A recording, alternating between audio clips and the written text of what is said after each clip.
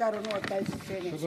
ಸಭಾನಾಯಕರು ಸಂಬಂಧಪಟ್ಟಿರುವ ಸಚಿವರಿಂದ ಉತ್ತರ ಮಂಜುನಾಥ್ ಭಂಡಾರಿ.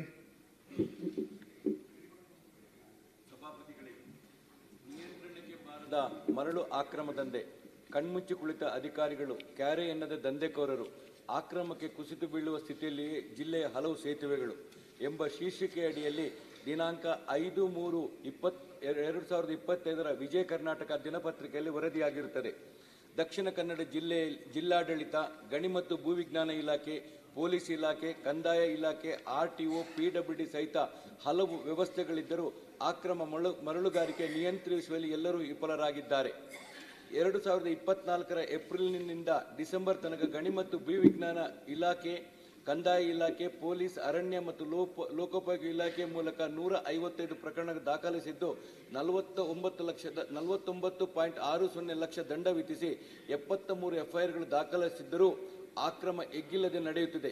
ಇದರಿಂದ ಜಿಲ್ಲೆಯ ಹಲವು ಸೇತುವೆಗಳು ಕುಸಿದು ಬೀಳುವ ಸ್ಥಿತಿಗೆ ತಲುಪಿರುವುದು ವಿಪರ್ಯಾಸವಾಗಿದೆ. ಜನಪ್ರತಿನಿಧಿಗಳ, ಅಧಿಕಾರಿಗಳ ಕಣ್ಮುಂದೆ ರಾಜಾರೋಷವಾಗಿ ಆಕ್ರಮ ಮರಳುಗಾರಿಕೆ ನಡೆಯುತ್ತಿದ್ದರೂ ಕ್ರಮ ಕೈಗೊಳ್ಳಬೇಕಾದರೂ ಕೈಕಟ್ಟಿ ಕುಳಿತಿದ್ದಾರೆ. ಪರಸ್ಪರ ಸಹಕರಿಸಿ ದಾಳಿ ಮಾಡಬೇಕಾದ ಅಧಿಕಾರಿಗಳೇ ಉಸ್ತುವಾರಿ ಸಚಿವರ KDP ಸಭೆಯಲ್ಲಿ ಆರೋಪ ಪ್ರತ್ಯಾರೋಪ ಮಾಡಿದ್ದರು.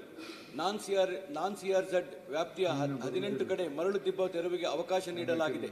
CRZ ವ್ಯಾಪ್ತಿಯ ಮಂಗಳೂರು ಮತ್ತು ಉಳ್ಳಾಲ ತಾಲೂಕಿನಲ್ಲಿ 2019ರಲ್ಲಿ ಮರಳುಗಾರಿಕೆ ನಿಷೇಧಿಸಲಾಗಿದೆ.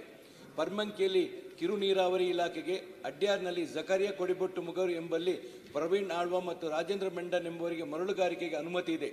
ಉಳಿದೆಡೆ ಆಕ್ರಮವಾಗಿ ನಡೆಯುತ್ತಿದ್ದು ಅತ್ತ ಅಧಿಕಾರಿಗಳು ಸುಳಿಯುವುದೇ ಇಲ್ಲ.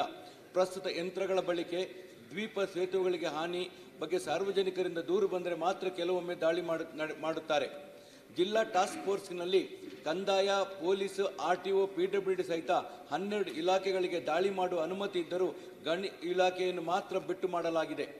ಜಿಲ್ಲೆಯಲ್ಲಿ ಆಕ್ರಮದ ವಿರುದ್ಧ ದಾಳಿ ಮಾಡಲು ಗಣಿ ಇಲಾಖೆಯ ಬಳಿ 4 ಮಂದಿ ತಾಂತ್ರಿಕ ಅಧಿಕಾರಿ ಮತ್ತು 2 ವಾಹನಗಳಿವೆ.